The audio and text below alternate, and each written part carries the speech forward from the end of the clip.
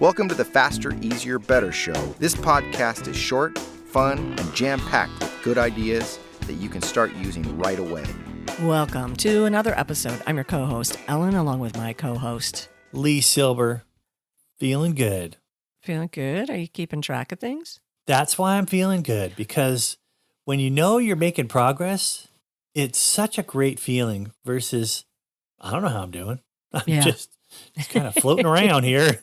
But when you, and I use little bubbles, so if there's a goal, little bubbles to fill in to get to, see how I'm doing. Or I have a little car thing that I move along. I mean, I'm serious. Oh. I'm like a child. I get it. But you know what? Visual. Why not? I mean, it's been proven that like star charts, when you were a kid, like you brush your teeth, you take your breakfast dishes to the sink. You help with, loading the dishwasher. You've got chores, and every time you do them, you get a star. That encourages kids. It helps them learn. Guess what? It works for adults too.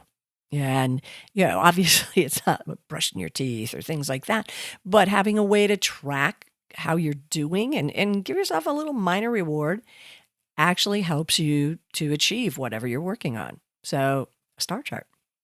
Yeah, I mean, it came to me as a kid when I would go to the grocery store, and we had a little booklet, the S&H stamps, and my parents would get the stamp, and you got enough stamps you got a stamp for every certain amount you've spent, and then you'd go to a catalog and use those stamps, which are points, to buy something. Yeah. And that made me really sunk in deep, because I really feel that sometimes the reward is just accomplishing it or reaching milestones. But to add a reward that's something you would deprive yourself, but only will allow yourself if you do these things, that's really motivating. Yeah, absolutely. Absolutely. Instead of like shooting for one final goal, if you give yourself little milestones along the way, little rewards, but if you're trying to lose weight, the little reward shouldn't be like hot fudge sundae. It should be something that is appropriate. Yeah, I don't reward if I don't reach my daily amount of exercise. I don't get to eat. Nothing. I'm kidding. That's cruel. Like, that's not safe. That's not good. But for years I've had a calendar, and I put a green dot for a day where I exercise and I ate well, and then a red dot when I didn't. And so it was by each month. But then this year I did the whole year. Like I got a yearly chart. Oh wow! And it's really interesting. Well, clearly Saturdays are bad for me.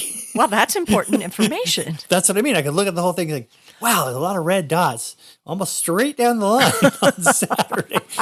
But that helps me. I see the pattern, and I can make an adjustment. So now I do bad things on Wednesdays just to mess it up a little.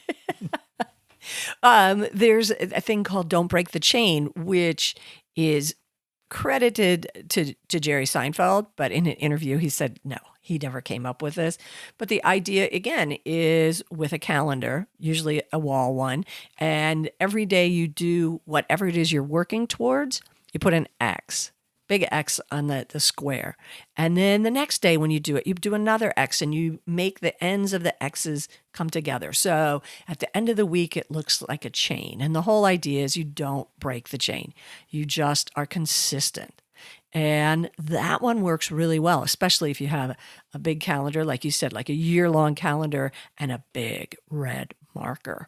So it's very apparent when you do break the chain, and it's very motivating when you don't, because you have a big red chain. And that's one that I have used, especially for exercise, and really, really liked it. And when I did that, I always figured out what was my minimum viable activity. I had to do at least this to make it count that day. It wasn't like, okay, one sit up. No, it had to be enough time, enough effort that over time it would make a difference, because there would be days that I did a lot, and there'd be days where, So always knowing what your minimum is important.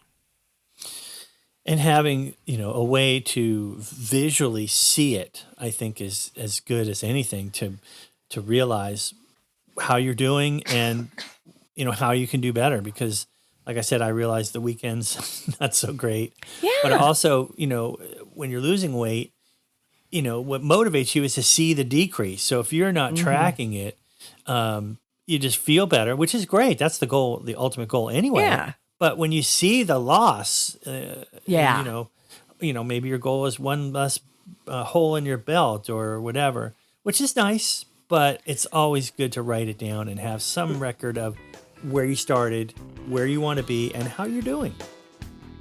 Amen to that. Figure out the way you want to track things and be back with us again next week for another episode.